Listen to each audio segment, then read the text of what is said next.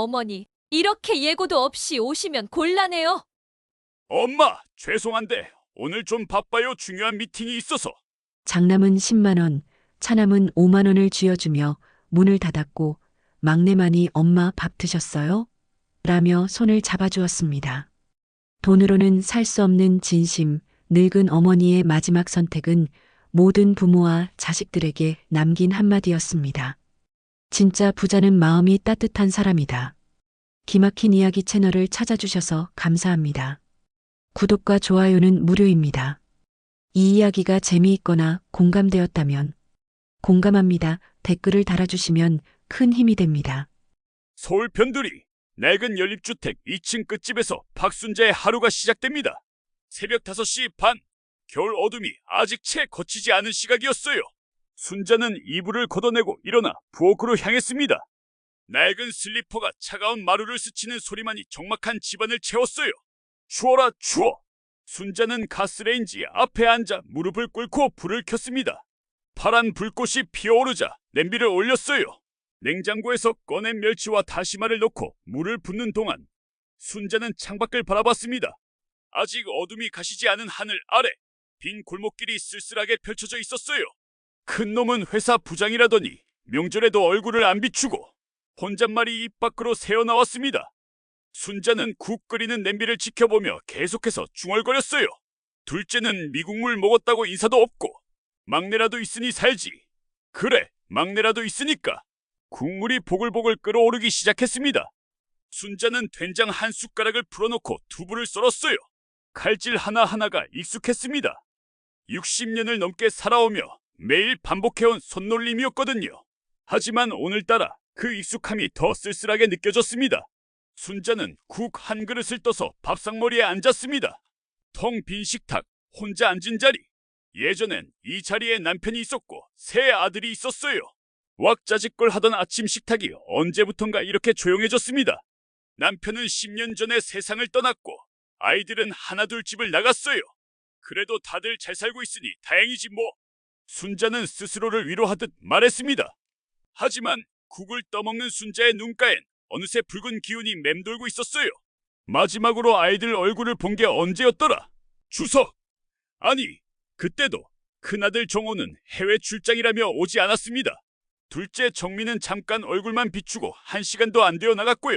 막내 진수만이 저녁까지 함께 있어줬지만 그마저도 벌써 2달 전 일이었습니다. 아침 식사를 마친 순자는 설거지를 하고 방으로 들어갔습니다. 옷장 위에 놓인 종이 쇼핑백을 꺼냈어요. 지난주 시장에서 산 새 운동화였습니다. 검은색 바탕에 하얀 줄이 그어진 요즘 젊은 사람들이 신는다는 그런 운동화였어요. 이거 신으면 덜 아프다고 했지. 순자는 운동화 끈을 조심스럽게 풀고 발을 넣었습니다.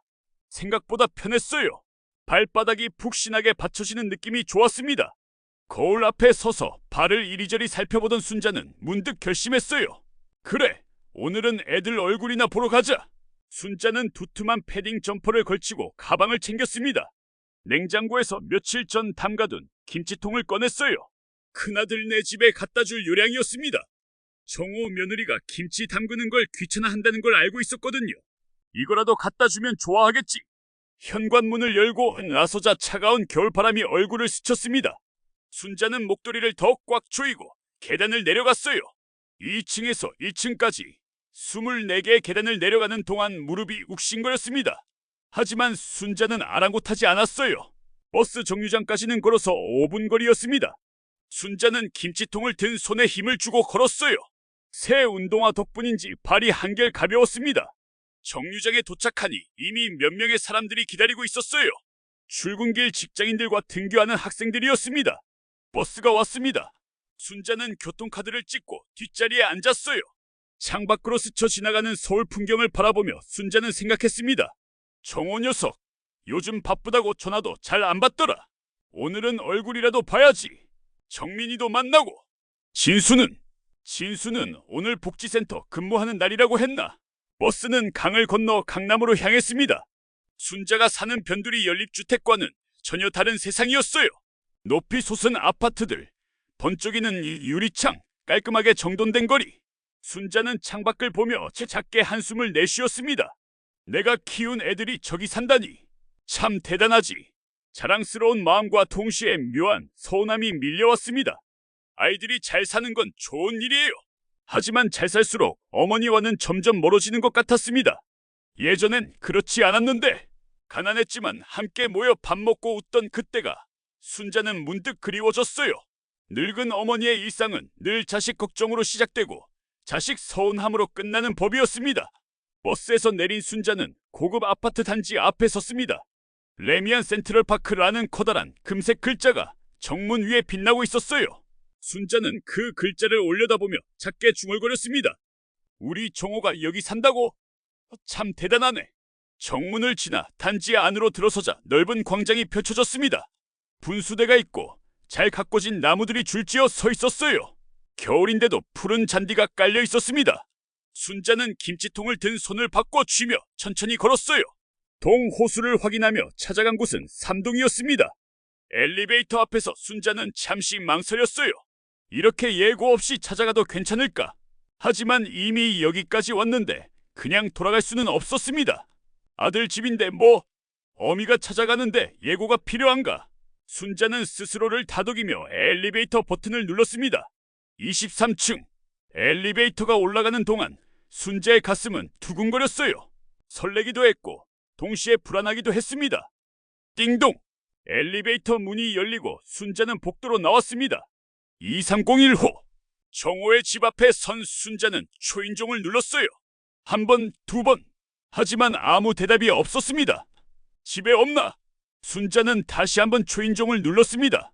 이번엔 조금 더 길게 눌렀어요. 그제야 안에서 인기척이 들렸습니다. 누군가 다가오는 발소리, 문고리를 잡는 소리. 순자는 얼른 웃음을 지으며 문을 바라봤어요. 찰칵! 문이 열렸습니다. 하지만 나온 사람은 정호가 아니라 며느리 윤희였어요. 윤희는 실내복 차림으로 문틈 사이에 서서 순자를 내려다봤습니다. 환한 미소는커녕 표정이 굳어 있었어요. 어머니! 윤희의 목소리는 차가웠습니다.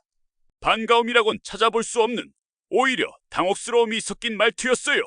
그래, 나다. 정호 있니? 얼굴 좀 보려고 왔는데. 순자는 애써 밝은 목소리로 말했습니다. 하지만 윤희는 문을 더 열어주지 않았어요. 여전히 문틈 사이에 선체로 말했습니다. 어머니, 이렇게 예고도 없이 오시면 곤란해요. 예고! 순자의 얼굴에 당황한 기색이 스쳤습니다. 윤희는 차갑게 이어서 말했어요. 애들 학원도 있고요. 집안도 정리가 안 돼 있어서 미리 말씀 좀 해주시지. 아, 그래. 미안하다. 그냥 보고 싶어서. 순자의 목소리가 점점 작아졌습니다. 윤희는 한숨을 쉬며 뒤를 돌아봤어요. 거실 안쪽에서 정호가 나타났습니다. 정장 바지에 와이셔츠를 입은 채였어요. 외출 준비를 하는 중이었던 모양입니다. 엄마! 정호는 놀란 듯 순자를 봤습니다. 하지만 반가움보다는 난처함이 먼저 얼굴에 드러났어요. 정호야, 얼굴 좀 보려고 왔다. 순자는 들고 있던 김치통을 들어보이며 말했습니다. 김치도 담갔는데 갖다 주려고. 내 와이프가 담그는 거 힘들어한다며. 정호는 잠시 침묵했습니다. 순자를 바라보는 눈빛이 복잡했어요. 그러다가 정호는 안쪽으로 들어가더니 지갑을 들고 나왔습니다. 현관까지 나온 정호는 지갑에서 10,000원짜리 10장을 꺼냈어요. 엄마, 죄송한데 오늘 좀 바빠요. 중요한 미팅이 있어서. 그래, 그럼 나중에. 이거 드릴게요. 택시 타고 가세요. 정호는 순자의 손에 돈을 쥐어줬습니다. 10만 원. 순자는 그 돈을 보며 눈시울이 뜨거워지는 걸 느꼈어요. 돈이 필요해서 온 게 아닌데. 알아요. 근데 엄마 버스 타고 오시면 힘드시잖아요. 택시 타세요. 정호의 말투는 정중했지만 냉정했습니다. 순자는 떨리는 손으로 돈을 받았어요. 윤희는 여전히 문틈에 서서 지켜보고 있었습니다. 김치는 그냥 두고 갈게요. 순자는 김치통을 현관 바닥에 내려놓았습니다. 정호는 그것을 보며 고개를 끄덕였어요. 네, 고맙습니다. 조심히 들어가세요. 그래, 바쁘겠지. 엄마 얼굴 볼 시간도 없겠지. 순자의 목소리가 떨렸습니다. 정호는 잠시 미안한 표정을 지었지만 곧 시계를 보며 말했어요. 엄마, 정말 미안해요. 다음에 제가 찾아뵐게요. 그래, 알았다. 순자는 고개를 돌렸습니다. 더 이상 아들의 얼굴을 볼 수가 없었어요. 눈물이 날 것 같았거든요. 순자는 돌아서서 천천히 걸었습니다. 뒤에서 문 닫히는 소리가 들렸어요. 찰칵! 차갑고 단호한 소리였습니다. 순자는 엘리베이터를 향해 걸었어요. 복도가 유난히 길게 느껴졌습니다. 엘리베이터 버튼을 누르고 기다리는 동안 순자는 손에 쥔 돈을 내려다봤어요. 이게 뭐람? 엘리베이터 문이 열렸습니다. 순자는 안으로 들어가 1층 버튼을 눌렀어요. 문이 닫히고 엘리베이터가 내려가기 시작했습니다. 순자는 거울에 비친 자신의 모습을 봤어요. 주름진 얼굴, 낡은 패딩 점퍼, 그리고 떨리는 입술. 이게 내가 키운 놈들이 맞나? 혼잣말이 엘리베이터 안에 울렸습니다. 순자의 눈에서 눈물이 주르륵 흘러내렸어요. 참으려 했지만 참을 수가 없었습니다. 60평생 살면서 자식을 위해 모든 걸 바쳤는데 돌아온 건 10만 원과 차가운 문이었어요. 엘리베이터가 1층에 도착했습니다. 순자는 눈물을 닦고 밖으로 나왔어요. 단지를 빠져나와 버스 정류장으로 향하는 순자의 뒷모습은 작고 쓸쓸했습니다. 손에 든 10만 원이 유난히 무겁게 느껴졌어요. 차가운 겨울바람이 순자의 뺨을 스쳤습니다. 순자는 고개를 들어 하늘을 봤어요. 잿빛 구름이 잔뜩 끼어 있었습니다. 둘째라도 만나봐야지. 순자는 버스를 2번 갈아타고 차남 정민이 사는 곳으로 향했습니다. 정민의 집은 강남이 아니라 서울 북쪽 대학가 근처에 있는 오피스텔이었어요. 연구원으로 일하는 정민은 화려한 아파트보다 조용한 동네를 선호했거든요. 오후 2시가 조금 넘은 시각이었습니다. 순자는 오피스텔 건물 앞에 섰어요. 15층짜리 건물은 비교적 깔끔해 보였습니다. 유리문을 밀고 들어서자 로비가 나왔어요. 관리인이 앉아있는 데스크가 보였지만 순자는 그냥 지나쳐 엘리베이터로 향했습니다. 7층! 엘리베이터에서 내린 순자는 복도를 따라 걸었어요. 703호! 정민의 집 문패에는 박정민이라는 이름이 단정하게 붙어 있었습니다. 순자는 심호흡을 하고 초인종을 눌렀어요. 이번에는 금방 대답이 왔습니다. 누구세요? 인터폰 너머로 정민의 목소리가 들렸습니다. 순자는 인터폰 카메라를 향해 얼굴을 들이밀었어요. 나다, 정민아. 엄마요. 정민의 목소리에 놀라움이 묻어났습니다. 잠시 침묵이 흘렀어요. 그러다가 문 열리는 소리가 들렸습니다. 정민이 문을 열었습니다.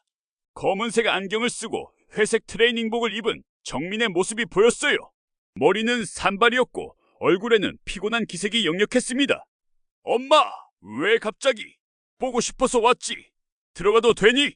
순자는 조심스럽게 물었습니다.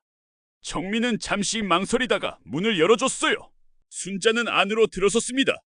집안은 예상대로 깔끔했습니다. 책장에는 빽빽하게 책들이 꽂혀 있었고 책상 위에는 노트북과 서류들이 가지런히 정리되어 있었어요. 커피 향과 종이 냄새가 섞인 독특한 냄새가 났습니다. 연구원답게 책 냄새가 나는 집이었어요. 앉으세요. 정민은 간단하게 말하며 소파를 가리켰습니다.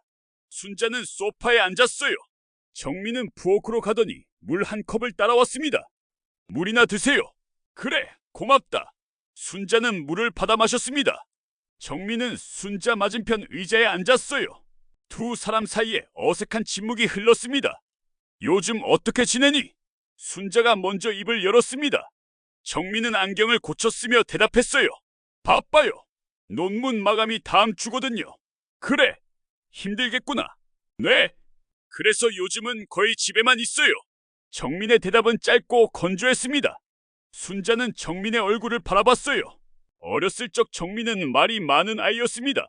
학교에서 있었던 일을 신나게 떠들던 아이였어요. 하지만 언제부턴가 정민은 말수가 줄어들었습니다.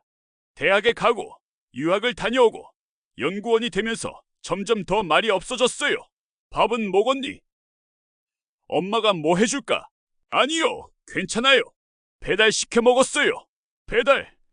그런 거만 먹으면 몸에 안 좋은데. 엄마, 저 바빠요. 정민이 말을 잘랐습니다. 순자는 입을 다물었어요. 정민은 시계를 보며 말을 이었습니다. 갑자기 오시면 안 돼요. 저 논문 마감이라 정신없어요. 오늘도 오후에 교수님이랑 미팅이 있거든요. 그래, 미안하다. 엄마가 생각이 짧았네. 순자의 목소리가 작아졌습니다. 정민은 한숨을 쉬며 일어났어요. 책상 서랍을 열더니 지갑을 꺼냈습니다. 그리고 10,000원짜리 5장을 꺼내 순자에게 내밀었어요. 이거라도 드시고 가세요. 순자는 돈을 바라봤습니다. 10,000원짜리 5장, 50,000원이었어요. 택시비요. 버스 타고 가시면 힘드시잖아요. 정민의 말은 정호와 똑같았습니다. 순자는 떨리는 손을 내밀었어요. 정민이 순자의 손에 돈을 올려놓았습니다. 차가운 지폐의 감촉이 순자의 손바닥에 전해졌어요. 그래, 알았다. 순자는 돈을 받아 가방에 넣었습니다. 정민은 현관으로 향하며 말했어요. 다음엔 미리 연락 좀 해주세요. 그럼 시간 맞춰서 볼 수 있잖아요. 그럴게. 순자는 일어나 현관으로 갔습니다. 신발을 신으며 순자는 정민을 돌아봤어요. 정민은 문손잡이를 잡고 서 있었습니다. 순자가 나가기만을 기다리는 듯한 자세였어요. 정민아! 네? 엄마가 보고 싶을 때도 있구나. 순자의 목소리가 떨렸습니다. 정민은 잠시 침묵했어요. 그러다가 작게 대답했습니다. 저도요. 근데 지금은 정말 바빠요. 그래, 알았어. 순자는 문을 나섰습니다. 뒤에서 문 닫히는 소리가 들렸어요. 정호의 집에서 들었던 것과 똑같은 차갑고 단호한 소리였습니다. 순자는 복도에 멈춰 섰습니다. 손에 쥔 50,000원을 내려다봤어요. 아까 정호에게 받은 100,000원과 합치면 150,000원이었습니다. 순자는 쓴 웃음을 지었어요. 그래, 공부 잘하더니 마음은 더 멀어졌구나. 혼잣말이 허공에 흩어졌습니다. 순자는 엘리베이터를 타고 1층으로 내려갔어요. 건물 밖으로 나서자 차가운 겨울바람이 얼굴을 때렸습니다. 순자는 바람을 맞으며 하늘을 올려다봤어요. 해가 기울고 있었습니다. 회색 구름 사이로 희미한 햇빛이 새어나왔어요. 순자는 그 빛을 보며 생각했습니다. 막내, 진수라도 만나봐야겠다. 순자의 눈빛이 달라졌습니다. 서운함과 슬픔으로 흔들리던 눈빛이 점점 단단해졌어요.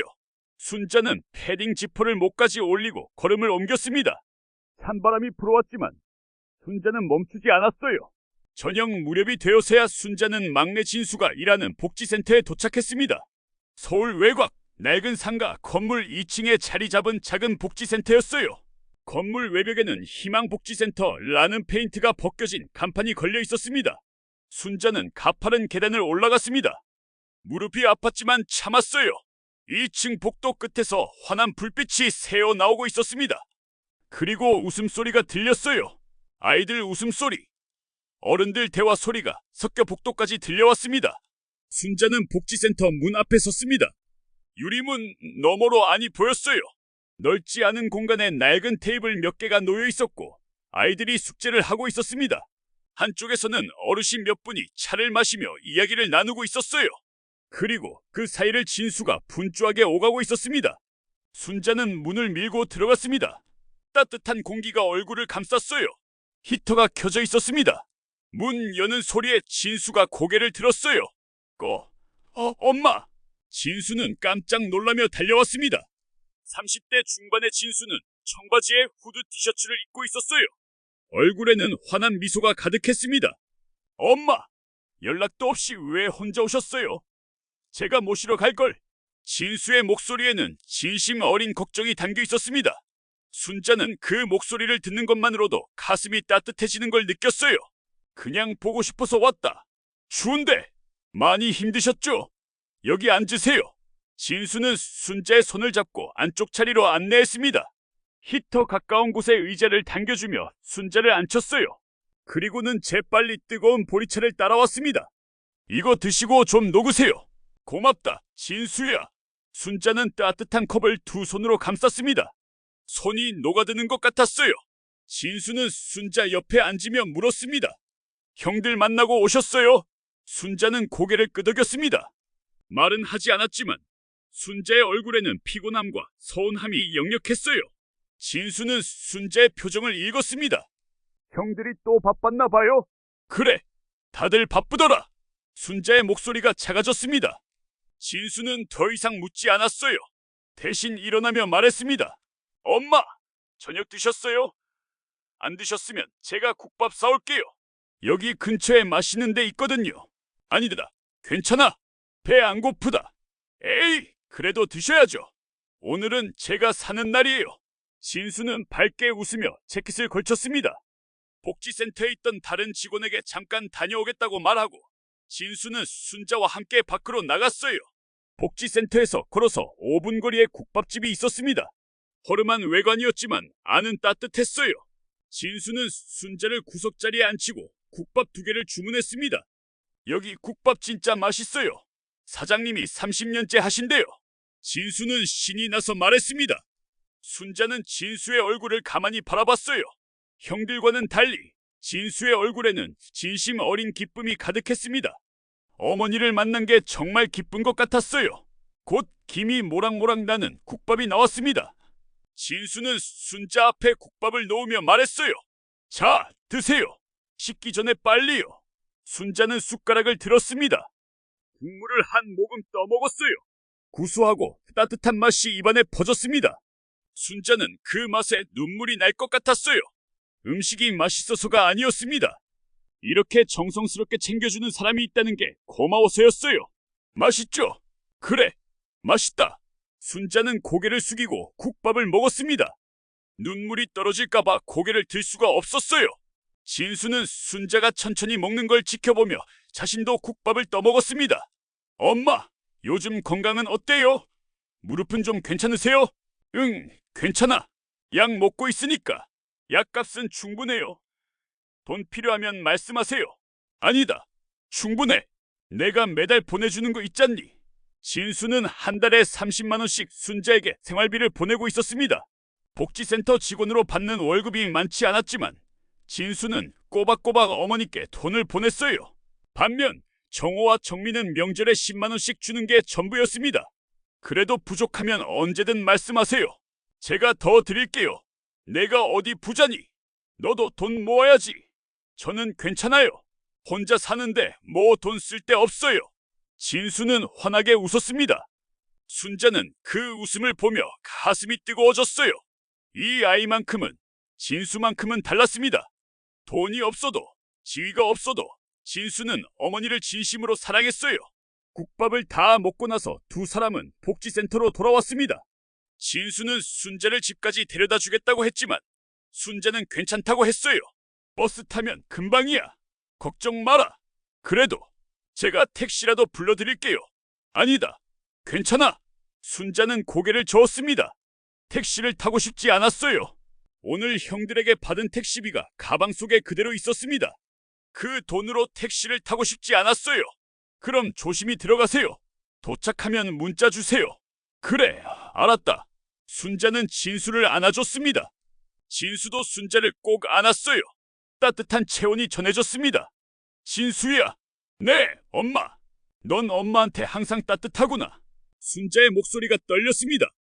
진수는 순자의 등을 토닥였어요. 당연하죠. 엄마잖아요.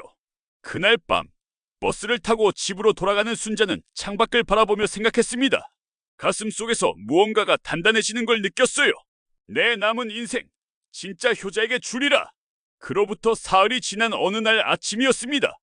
순자는 평소처럼 새벽에 일어나 부엌으로 향하다가 갑자기 어지러움을 느꼈어요. 눈앞이 핑 돌면서 중심을 잡을 수가 없었습니다. 어라! 순자는 벽을 짚으려 했지만 손에 힘이 들어가지 않았어요. 그대로 주저앉았습니다. 바닥에 털썩 앉은 순자는 가슴을 짚었어요. 숨이 가빠졌습니다. 심장이 빠르게 뛰었어요. 이러다가 큰일 나겠네. 순자는 떨리는 손으로 휴대폰을 꺼냈습니다. 전화번호부를 열었어요. 맨 위에 정호의 번호가 있었습니다. 하지만 순자는 정호에게 전화하지 않았어요. 손가락을 아래로 내려 진수의 번호를 찾았습니다. 전화를 걸었습니다. 신호음이 몇 번 울렸어요. 그러다가 진수의 목소리가 들렸습니다. 여보세요? 엄마, 진수야. 엄마가 좀 이상해. 순자의 목소리는 떨렸습니다. 진수는 즉시 긴장한 목소리로 물었어요. 엄마, 무슨 일이에요? 어디 아프세요? 어지럽고 가슴이 답답하고. 지금 바로 갈게요. 움직이지 마세요. 진수는 전화를 끊었습니다. 순자는 바닥에 앉은 채로 벽에 등을 기댔어요. 눈을 감았습니다. 의식이 흐릿해졌어요. 얼마나 시간이 지났을까요? 문을 두드리는 소리가 들렸습니다. 그리고 진수의 목소리가 들렸어요. 엄마! 문 열어주세요. 순자는 일어나려 했지만 힘이 없었습니다. 진수는 계속 문을 두드렸어요. 결국 진수는 옆집 아주머니에게 부탁해서 예비 열쇠로 문을 열었습니다. 엄마! 진수는 바닥에 쓰러진 순자를 발견하고 달려왔어요. 순자를 안아 일으키며 구급차를 불렀습니다. 엄마! 괜찮으세요? 조금만 참으세요. 구급차가 도착했습니다. 순자는 들것에 실려 병원으로 향했어요. 진수는 구급차 안에서 순자의 손을 꼭 잡고 있었습니다. 병원 응급실에 도착한 순자는 곧바로 검사를 받았습니다. 의사들이 분주하게 움직였어요. 진수는 응급실 밖에서 초조하게 기다렸습니다. 1시간쯤 지났을까요? 의사가 나왔습니다. 진수는 벌떡 일어나 의사에게 다가갔어요. 선생님, 저희 어머니 괜찮으세요? 다행히 큰 위험은 넘겼습니다. 과로와 스트레스로 인한 일시적 증상이었어요. 하지만 혈압이 상당히 높으셨고 심장에도 무리가 있었습니다. 입원해서 정밀 검사를 받으셔야 할 것 같습니다. 네, 알겠습니다. 감사합니다. 진수는 안도의 한숨을 내쉬었습니다. 곧 순자는 일반 병실로 옮겨졌어요. 진수는 병실에서 순자를 지켰습니다. 저녁 무렵 진수는 형들에게 전화를 걸었습니다. 먼저 정호에게 전화했어요. 형, 저 진수예요. 엄마가 쓰러지셔서 병원에 계세요. 뭐? 병원? 정호의 목소리에 놀라움이 섞여 있었습니다. 네, 아침에 쓰러지셔서 제가 모시고 왔어요. 지금은 안정됐는데? 알았어, 내가 갈게. 정호는 전화를 끊었습니다. 진수는 이어서 정민에게도 전화했어요. 정민도 병원으로 오겠다고 했습니다. 2시간쯤 지나서 정호와 정민이 병원에 도착했습니다. 둘은 병실로 들어와 침대에 누워있는 순자를 봤어요. 엄마, 괜찮으세요? 정호가 물었습니다. 순자는 눈을 뜨고 정호를 봤어요. 왔구나. 왜 이제 말씀 안 하셨어요? 진수가 옆에서 말했습니다. 정호는 진수를 쳐다봤어요. 언제부터 여기 있었어? 아침부터요. 엄마가 전화하셔서 바로 달려왔죠. 정호와 정민은 서로 눈빛을 교환했습니다. 둘은 침대 옆으로 다가갔어요. 정민이 물었습니다. 의사 선생님은 뭐래요? 과로와 스트레스래요. 혈압도 높고요. 진수가 대답했습니다. 정호는 턱을 쓸며 말했어요. 입원비는? 보험은 있겠죠?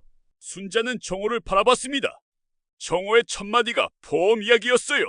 순자의 가슴이 무거워졌습니다. 실비보험 있어요. 제가 알아볼게요. 진수가 말했습니다. 정민은 병실을 둘러보며 말했어요. 오래 입원하실 것 같으면 요양원도 알아봐야겠네요. 요양원? 순자의 목소리가 떨렸습니다. 정민은 순자를 보며 말했어요. 엄마, 혼자 계시기 힘드시잖아요. 요양원 가시면 간호도 받고 식사도 챙겨주고 그러니까 난 집에서 살고 싶은데. 순자의 눈에 눈물이 맺혔습니다. 진수는 순자의 손을 잡았어요. 엄마, 걱정 마세요. 제가 모실게요. 그때 의사가 병실로 들어왔습니다. 차트를 보며 말했어요. 어머니께서 건강은 회복 중이시지만 준비하신 문서가 있으시더군요. 문서요? 정호가 물었습니다. 의사는 고개를 끄덕이며 순자를 봤어요. 응급실에서 의식이 흐릿하실 때 가방에서 서류봉투가 나왔습니다. 간호사가 보관하고 있는데 혹시 필요하시면. 그거. 순자는 작게 중얼거렸습니다. 진수가 물었어요. 무슨 서류예요, 엄마? 순자는 잠시 침묵했습니다. 그러다가 조용히 말했어요. 유원장이다. 병실이 순간 조용해졌습니다. 정호와 정민은 서로를 쳐다봤어요. 유원장이라는 단어에 두 사람의 표정이 미묘하게 변했습니다. 유원장이요? 엄마, 왜 갑자기? 정민이 물었습니다. 순자는 눈을 감았어요. 나도 이제 늙었잖니. 준비는 해야지. 정호는 입술을 깨물었습니다. 유원장, 그 말은 곧 재산 분배를 의미했어요. 정호와 정민의 머릿속에는 같은 생각이 스쳤습니다. 설마 돈이라도 있는 건가? 이튿날 아침, 순자는 눈을 떴습니다. 햇살이 병실 창문으로 비쳐 들어왔어요. 순자는 천천히 몸을 일으켰습니다. 어제보다 몸이 한결 가벼웠어요. 병실 옆 간이 침대에서 진수가 자고 있었습니다. 밤새 순자를 지킨 모양이었어요. 구겨진 옷차림으로 불편한 자세로 누워있는 진수를 보며 순자는 가슴이 뭉클했습니다. 진수야! 순자가 부르자 진수가 화들짝 깼습니다. 눈을 비비며 벌떡 일어나 순자에게 다가왔어요. 엄마, 깨셨어요? 어디 불편한 데 없으세요? 괜찮다. 너 때문에 많이 좋아졌어. 순자는 진수의 손을 잡았습니다. 진수의 손은 따뜻했어요. 배고프시죠? 제가 죽 사올게요. 아니다. 앉아라. 엄마가 할 얘기가 있다. 순자의 목소리가 진지했습니다. 진수는 침대 옆 의자에 앉았어요. 순자는 진수를 가만히 바라봤습니다. 진수야, 형들은 어제 저녁에 가셨어요. 회사 일 있다고. 그래, 역시나 그렇겠지. 순자는 쓴 웃음을 지었습니다. 정호와 정민은 병원에 2시간도 채 있지 않고 돌아갔어요. 일이 바쁘다는 핑계를 대면서요. 반면 진수는 밤새 병실을 지켰습니다. 진수야, 엄마가 너한테만 할 얘기가 있어. 네, 엄마. 말씀하세요. 순자는 심호흡을 했습니다. 그리고 조용히 말을 시작했어요. 사실은 말이다. 내 아버지 돌아가시기 전에 땅을 사두셨어. 땅이요? 진수가 눈을 깜빡였습니다. 순자는 고개를 끄덕였어요. 그래, 경기도 어디였나? 그때는 허벌판이었지. 내 아버지가 평생 모은 돈으로 그 땅을 샀어. 사람들이 미쳤다고 했지. 그런 시골 땅을 왜 사냐고. 순자의 눈빛이 아득해졌습니다. 15년 전 일이 떠올랐어요. 남편 박철수는 말없이 땅 문서를 순자에게 건넸습니다. 그리고 얼마 안 가 세상을 떠났어요. 근데 그 땅이 지금은... 순자는 잠시 말을 멈췄습니다. 진수는 순자를 조용히 바라봤어요. 그게 지금은 100억이 넘는다더라. 100억이요? 진수의 눈이 커졌습니다. 순자는 고개를 끄덕였어요. 그래, 몇 년 전에 그 동네 신도시가 들어서면서 땅값이 엄청나게 올랐어. 부동산 중개인이 찾아와서 팔라고 했지. 100억 넘게 준다고. 근데 엄마는 안 팔았어. 왜요? 내 아버지가 남긴 거니까. 함부로 팔면 안 될 것 같아서. 순자는 진수의 손을 더 꽉 잡았습니다. 진수는 어리둥절한 표정으로 순자를 바라봤어요. 그런데 왜 형들한테는 말 안 하셨어요? 순자의 얼굴이 굳어졌습니다. 순자는 창밖을 바라보며 말했어요. 형들한테는 절대 비밀이다. 왜요? 사람의 진심은 돈 앞에서 드러나거든. 순자의 목소리가 떨렸습니다. 진수는 순자를 가만히 바라봤어요. 엄마는 알고 싶었어. 내 아들들이 진짜로 엄마를 사랑하는지 아니면 엄마한테 뭔가를 바라는지. 그래서 일부러 가난하게 살았어. 돈 없는 엄마로 살았지. 순자는 눈물을 닦았습니다. 지난 며칠간의 일들이 주마등처럼 스쳐 지나갔어요. 정호의 차가운 문, 정민의 5만 원, 그리고 진수의 따뜻한 국밥. 그랬더니 보이더구나.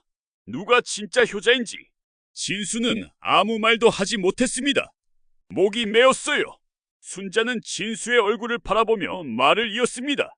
정호는 엄마를 귀찮은 사람으로 봤어. 정민은 엄마를 방해물로 봤고.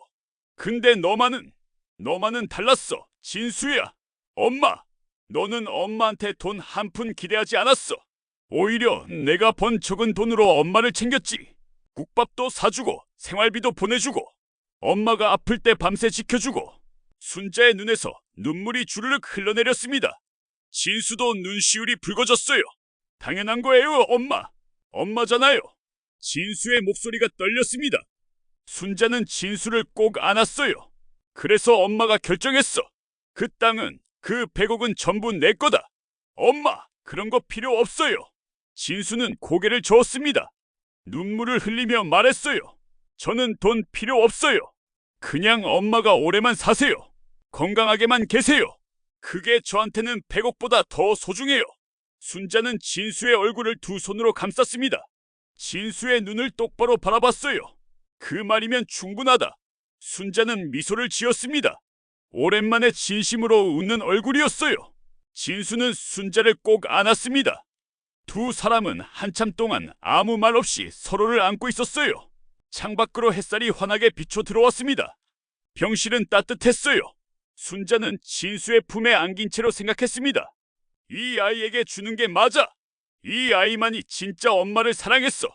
순자의 마음속에서 오랜 의심과 서운함이 사라졌습니다. 대신 확신이 자리 잡았어요. 순자는 유언장을 바꿀 필요가 없다고 생각했습니다. 이미 마음속으로 결정한 일이었으니까요. 엄마, 응? 형들한테 언제 말씀하실 거예요? 순자는 잠시 생각했습니다. 그리고 조용히 대답했어요. 때가 되면 형들이 엄마를 진짜로 필요로 할 때. 진수는 고개를 끄덕였습니다. 더 이상 묻지 않았어요. 순자는 진수의 손을 잡고 눈을 감았습니다. 마음이 편안했어요. 오랜만에 느끼는 평화였습니다. 복도에서 간호사의 발소리가 들렸습니다. 환자들의 기침 소리, 의사들의 대화 소리가 희미하게 들려왔어요. 하지만 이 병실 안만큼은 고요했습니다. 어머니와 아들, 두 사람만의 조용하고 따뜻한 시간이었어요. 순자가 퇴원한 지 일주일이 지났습니다. 건강은 많이 회복됐지만 순자는 결심했어요. 이제 모든 걸 정리할 때가 됐다고 생각했습니다. 순자는 변호사 사무실에 전화를 걸었습니다. 오래전부터 알고 지내던 변호사 김석중이었어요. 남편이 살아있을 때부터 법률 문제로 도움을 받던 사람이었습니다. 김 변호사님, 저 박순자입니다. 유언장 집행 준비를 해주세요. 아, 순자씨. 그런데 지금 집행하시려고요? 아직 건강하신데? 괜찮습니다. 제 뜻입니다. 순자의 목소리는 단호했습니다. 김석중 변호사는 잠시 침묵하다가 대답했어요. 알겠습니다. 언제로 할까요? 이번 주 금요일 오후 2시요. 세 아들을 모두 불러주세요. 네, 그렇게 하겠습니다. 전화를 끊은 순자는 창밖을 바라봤습니다. 마음이 무거웠지만 동시에 홀가분했어요. 이제 모든 게 밝혀질 것이었습니다. 금요일이 되었습니다. 서울 강남에 있는 법무법인 건물 5층 김석중 변호사의 사무실이었어요. 넓은 회의실에 긴 테이블이 놓여 있었고 테이블 양쪽으로 의자들이 배치되어 있었습니다. 오후 2시 정호가 가장 먼저 도착했습니다. 검은색 정장을 말끔하게 차려입고 온 정호는 긴장된 얼굴로 회의실을 둘러봤어요.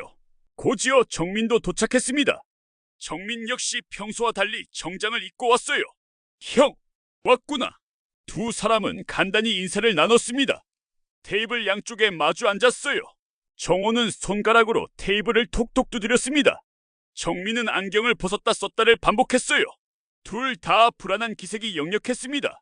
엄마가 진짜 돈이 있는 걸까? 정민이 작게 물었습니다. 정호는 고개를 가로저었어요. 모르겠어. 근데 유언장까지 쓸 정도면 뭔가 있긴 있나 봐. 형은 얼마나 받을 것 같아? 글쎄, 장남이니까 좀 더 받지 않을까? 정호의 말에 정민은 입술을 깨물었습니다. 순간 문이 열리고 진수가 들어왔어요. 진수는 평상복 차림이었습니다. 청바지에 니트를 입고 있었어요. 형들 왔어요? 정호와 정민은 퉁명스럽게 대답했습니다. 진수는 테이블 끝자리에 앉았어요. 세 형제는 서로 말없이 앉아 있었습니다. 5분쯤 지나서 순자가 들어왔습니다. 검은색 한복을 단정하게 입은 순자의 모습은 평소와 달리 위험 있어 보였어요. 뒤따라 김석중 변호사가 들어왔습니다. 어머니, 세 아들이 일어나 인사했습니다. 순자는 고개를 끄덕이며 상석에 앉았어요. 김석중 변호사는 순자 옆에 앉았습니다. 자, 다들 앉으세요. 순자의 말에 세 아들이 자리에 앉았습니다. 정호와 정민은 순자를 뚫어지게 쳐다봤어요. 진수는 조용히 고개를 숙이고 있었습니다. 김석중 변호사가 서류 봉투를 꺼냈습니다. 봉투를 열고 안에서 문서를 꺼냈어요. 안경을 고쳐 쓰고 문서를 펼쳤습니다. 그럼 지금부터 박순자 씨의 유언장을 공개하겠습니다. 회의실이 순간 조용해졌습니다. 정호는 침을 삼켰어요. 정민은 손을 꽉 쥐었습니다. 진수는 여전히 고개를 숙이고 있었어요. 김석중 변호사가 읽기 시작했습니다. 본인 박순자는 정신이 온전한 상태에서 다음과 같이 유언합니다. 본인 명의로 소유하고 있는 경기도 화성시 소재 토지 3,000평. 현재 씨가 약 100억 원 상당의 전 재산을 삼남 박진수에게 전액 상속한다. 순간 정호가 의자를 밀며 벌떡 일어났습니다. 얼굴이 붉어졌어요. 뭐라고요? 100억? 그것도 진수한테? 정호의 목소리가 떨렸습니다. 정민도 놀란 표정으로 순자를 쳐다봤어요. 엄마, 이게 무슨 말이에요? 100억이 어디 있어요? 그러게 말이야. 그거지 같은 막내에게 100억을 다 준다고? 정호는 흥분해서 소리쳤습니다. 순자는 조용히 정호를 바라봤어요. 표정 하나 변하지 않았습니다. 김석중 변호사가 말했습니다.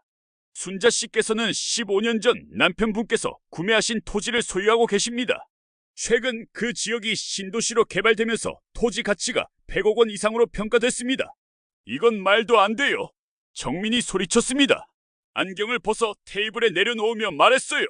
엄마, 이건 실수예요. 형제끼리 공평하게 나눠야죠. 공평하게? 순자가 처음으로 입을 열었습니다. 목소리는 차갑고 단호했어요. 너희가 엄마한테 공평했니? 정호와 정민은 말문이 막혔습니다. 순자는 천천히 일어났어요. 두 아들을 번갈아 바라보며 말했습니다. 돈 없는 엄마라고 무시했을 땐 너희가 나를 거지로 봤지. 순자의 목소리가 떨렸습니다. 눈에는 눈물이 맺혀 있었어요. 엄마 얼굴 보러 갔더니 문전박대하고 택시비라며 돈 쥐어주고 그게 효도니? 그게 가족이니? 정호는 입술을 깨물었습니다. 정민은 고개를 돌렸어요. 하지만 진짜 거지는 따로 있더구나. 마음이 비어있는 사람. 그게 진짜 거지야. 순자는 진수를 바라봤습니다. 진수는 눈물을 흘리고 있었어요. 진수는 달랐어. 돈 한 푼 없는 엄마를 진심으로 사랑했지. 밤새 병원을 지켜줬고 따뜻한 국밥을 사줬어. 그게 효도야. 그게 가족이고. 정호는 무릎을 꿇었습니다. 바닥에 털썩 앉으며 울먹였어요. 엄마, 죄송해요. 정말 몰랐어요. 제가 잘못했어요. 이제라도 알면 됐다. 순자는 정호를 내려다봤습니다. 눈물이 뺨을 타고 흘러내렸어요. 하지만 늦었구나. 회의실에는 정호의 흐느끼는 소리만이 울려 퍼졌습니다. 석 달이 흘렀습니다. 봄이 왔어요. 겨울 내내 꽁꽁 얼어붙었던 땅이 녹고 나무에는 연두색 잎이 돋아나기 시작했습니다. 서울 외곽 새로 지어진 3층짜리 건물이 햇살을 받으며 반짝이고 있었어요. 건물 벽면에는 커다란 현판이 걸려 있었습니다. 박순자 나눔재단이라는 금빛 글자가 선명했어요. 순자는 건물 앞마당에 서서 현판을 올려다봤습니다. 옆에는 진수가 서 있었어요. 진수는 환한 미소를 지으며 말했습니다. 엄마, 정말 멋있어요. 아버지도 좋아하실 거예요. 그랬으면 좋겠구나. 순자도 미소를 지었습니다. 100억짜리 땅을 팔아서 만든 복지재단이었어요. 1층은 무료 급식소, 2층은 어린이 공부방, 3층은 어르신 쉼터로 꾸며졌습니다. 진수가 센터장을 맡았고 직원 10여 명이 함께 일하고 있었어요. 오늘 개소식인데 사람들 많이 올까요? 진수가 물었습니다. 순자는 고개를 끄덕였어요. 올 거야. 필요한 사람들은 다 알거든. 마당에는 의자들이 줄지어 놓여 있었습니다. 개소식을 위한 준비였어요. 직원들이 분주하게 움직이며 현수막을 걸고 음료수를 나르고 있었습니다. 오전 11시쯤 되자 사람들이 하나둘 모여들기 시작했습니다. 동네 주민들, 복지 혜택을 받을 어르신들, 아이들과 부모들이 왔어요. 의자가 금방 찼습니다. 순자는 건물 안에서 준비를 하고 있었습니다. 한복을 단정하게 입고 거울을 보며 머리를 매만졌어요. 진수가 들어와 말했습니다. 엄마, 거의 다 모였어요. 근데 진수가 말을 멈췄습니다. 순자는 진수를 돌아봤어요. 왜? 무슨 일이니? 형들이 왔어요. 순자의 손이 멈췄습니다. 거울 너머로 자신의 얼굴을 바라봤어요. 표정이 굳어졌습니다. 그래? 네? 밖에 서 계세요. 순자는 심호흡을 했습니다. 지난 석 달 동안 정호와 정민을 만나지 않았어요. 유언장 공개 이후로 연락도 없었습니다. 순자도 먼저 연락하지 않았고요. 들어오라고 해라. 네. 진수가 나갔습니다. 잠시 후 정호와 정민이 조심스럽게 들어왔어요. 두 사람은 평소보다 수수한 옷차림이었습니다.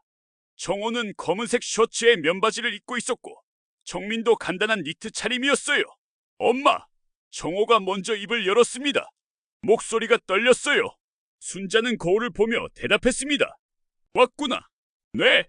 신문에서 재단 개소식 소식 봤어요. 정민이 말했습니다. 순자는 천천히 돌아서서 두 아들을 바라봤어요. 구경하러 왔니? 아니요. 정호는 고개를 저었습니다. 한 걸음 앞으로 나서며 말했어요. 엄마, 저희 함께 하고 싶어요. 순자는 정호를 가만히 바라봤습니다. 정호는 계속 말했어요. 지난 석 달 동안 많이 생각했어요. 제가 얼마나 큰 잘못을 했는지, 엄마께 얼마나 못된 아들이었는지. 정민도 고개를 숙이며 말했습니다. 저도요. 형편 어려운 사람들 돕는다고 들었어요. 저희도 함께 하고 싶어요. 봉사라도 하고 싶어요. 순자의 눈에 눈물이 맺혔습니다. 정호와 정민의 눈에도 눈물이 고여 있었어요. 돈은 필요 없어요. 그냥 엄마 곁에 있고 싶어요. 정호의 목소리가 떨렸습니다. 순자는 두 아들을 번갈아 바라봤어요. 달라진 게 보였습니다. 예전의 오만함과 무관심이 사라지고 진심 어린 후회가 보였어요. 그래, 순자는 작게 중얼거렸습니다. 그리고 두 팔을 벌렸어요. 이제야 사람 냄새가 나는구나. 정호와 정민은 순자에게 달려가 안겼습니다. 세 사람은 한참 동안 껴안고 울었어요. 진수는 문가에 서서 그 모습을 지켜봤습니다. 진수의 눈에서도 눈물이 흘러내렸어요. 개소식이 시작됐습니다. 마당에 모인 사람들 앞에서 순자가 인사말을 했어요. 여러분, 오늘 이 자리에 와주셔서 감사합니다. 박순자 나눔재단은 어려운 이웃을 돕기 위해 만들어졌습니다. 돈보다 소중한 건 사람입니다. 사람을 사랑하는 마음입니다. 박수가 터져나왔습니다. 순자는 미소를 지으며 세 아들을 바라봤어요. 정호, 정민, 진수가 나란히 서서 박수를 치고 있었습니다. 개소식이 끝나고 사람들이 건물 안으로 들어가 구경을 했습니다. 순자는 마당에 남아 햇살을 쬐고 있었어요. 따뜻한 봄바람이 불어왔습니다. 세 아들이 다가왔습니다. 진수가 말했어요. 엄마, 사진 찍어요. 기념으로. 그래, 그러자. 순자는 일어났습니다. 세 아들과 나란히 섰어요. 직원 한 명이 카메라를 들었습니다. 자, 웃으세요. 하나, 둘, 셋. 찰칵! 카메라 셔터가 눌렸습니다. 사진 속에는 환하게 웃는 네 사람이 담겼어요. 순자와 세 아들. 오랜만에 함께 웃는 가족이었습니다. 순자는 아들들의 어깨를 감싸며 말했습니다. 돈은 잠깐이지만 가족은 평생이란다. 정호가 고개를 끄덕였습니다. 이제 알았어요, 엄마. 정민도 말했어요. 저희 이제 달라질게요. 진수는 말없이 순자의 손을 꼭 잡았습니다. 순자는 세 아들을 바라보며 미소 지었어요. 햇살이 따뜻하게 내리쬐는 마당, 봄꽃이 피어나는 정원, 그리고 함께 웃는 가족. 100억보다 값진 건 한 줄의 효심이었습니다. 돈으로 살 수 없는 진심, 그것이 진짜 가치였어요. 순자는 이제야 알았습니다. 자식들도 변할 수 있다는 것을, 그리고 진짜 사랑은 시간이 걸려도 결국 전해진다는 것을. 재단 건물 위로 하얀 구름이 천천히 지나갔습니다. 순자는 하늘을 올려다보며 생각했어요. 여보, 우리 아이들 다 컸어요. 이제야 제대로 된 사람이 됐어요. 바람이 순자의 머리카락을 스쳤습니다. 마치 남편이 대답하는 것 같았어요. 순자는 눈을 감았습니다. 가슴이 따뜻했습니다. 이야기는 이렇게 끝이 났습니다. 하지만 순자와 세 아들의 삶은 계속될 것이었어요. 함께 웃고, 함께 울고, 함께 살아가는 살. 그것이 진짜 가족이었습니다.